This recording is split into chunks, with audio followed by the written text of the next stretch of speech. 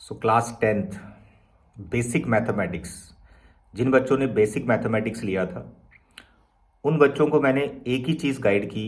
मेरे बच्चे एनसीईआरटी एकदम परफेक्ट कर लेना, हर एक क्वेश्चन आपको टिप्स पे होना चाहिए। बेसिक मैथ्स का जो पेपर है वो सिर्फ और सिर्फ एनसीईआरटी से ही बनता है।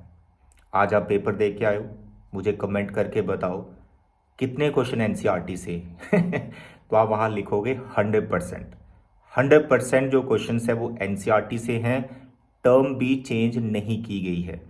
इवन जो केस स्टडी क्वेश्चन है उसमें एक स्पाइरल वाला जो एपी का है प्योरली फ्रॉम एनसीईआरटी, और दो जो केस स्टडी हैं बिल्कुल एनसीईआरटी से भी लो लेवल के वो क्वेश्चंस हैं। And rest of the papers including MCQs, including section B C D, सभी के सभी क्वेश्चंस कहाँ से आए हैं? एनसीईआरटी बुक से आए हैं। टर्म भी चेंज नहीं की गई है। मैं आपको पेपर दिखाता हूं, आप पेपर देखो, ठीक है, और मुझे बताओ आपका पेपर कैसा हुआ है।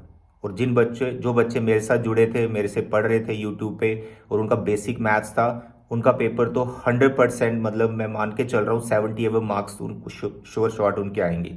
और स्टैंडर्ड वालों का पेपर भी एनसीईआरटी से ही था, उसका भी मैंने वीडियो बना दिया है, अपलोड हो चुका है। आप स्टैंडर्ड पेपर को भी मैंने एनालाइज किया है, उसका वीडियो भी आप देख सकते हो।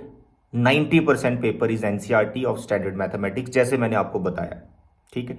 तो मैं आपको बेसिक मैथमेटिक्स का पेपर दिखाता हूं, आप सब पेपर देखो, और सभी क्वेश्चंस मैं आपको बता रहा हूं एनसीईआरटी से थे, और यहां पर एक एक क्वेश्चन मैं आपको अभी दिखाता हूं। तो देखिए पेपर, सबसे पहले मैं सेक्शन डी आपको बताता हूं।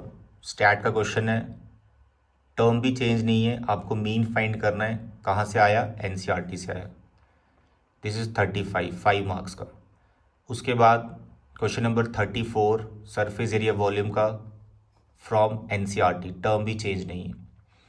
उसके बाद ट्राइंगल, जिससे आप बहुत डर रहे थे सर कैसा पेपर आएगा, बेसिक प्रोपोर्शनलिटी थ्योरम।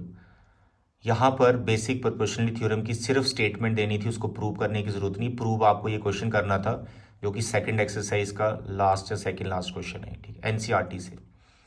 उसके बाद क्वेश्चन नंबर 32, ये क्वेश्चन आप कर सकते हैं, लेकिन इसके साथ जो और आया क्वाड्रेटिक इक्वेशन का, ये एनसीईआरटी से है। Roots are real and equal, roots आपको निकालने थे, और उसके बाद के का वैल्यू निकाल के रूट्स निकालने थे। All question from NCERT section D. अब सेक्शन सी पे आओ, ये है प्रोबेबिलिटी का क्वेश्चन, एनसीईआरटी, टर्म भी चेंज नहीं की गई है।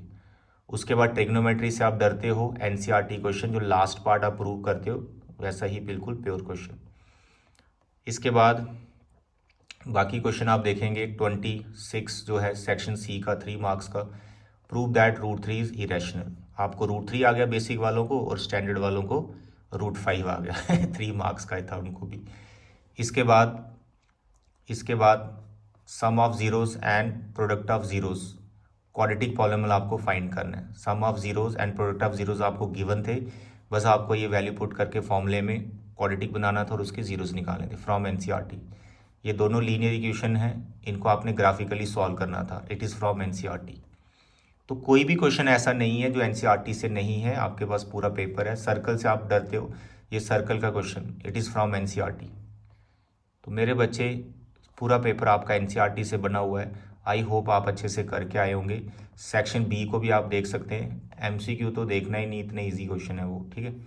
देखो ये आ गया आपका area related to circle from NCERT, diameter दिया हुआ है, रेडियस निकाल के एंगल निकालना। ये क्वेश्चन आपका सेकंड एक्सरसाइज का ट्रिग्नो का, इट इज़ फ्रॉम एनसीईआरटी, बहुत बार आपने ये किया। ये भी आपका सर्कल का एनसीईआरटी से। फिर आपका ट्राइंगल का, फिर क्वेश्चन 2 मार्क्स का फ्रॉम एनसीईआरटी। हर एक क्वेश्चन आपका एनसीईआरटी से बना हुआ है। तो जिन बच्चों की एनसीईआरटी परफेक्ट थी, आई होप आपने इन सभी क्वेश्चंस को अच्छे से बना लिया होगा। And many many congratulations. ऐसे ही हार्ड वर्क करते रहो, और लास्ट स्टेज पे वही कंटेंट किया करो जो मोस्ट एक्सपेक्टेड होता है, जैसे आपको मैंने बताया। थैंक यू बच्चे, गॉड ब्लेस यू।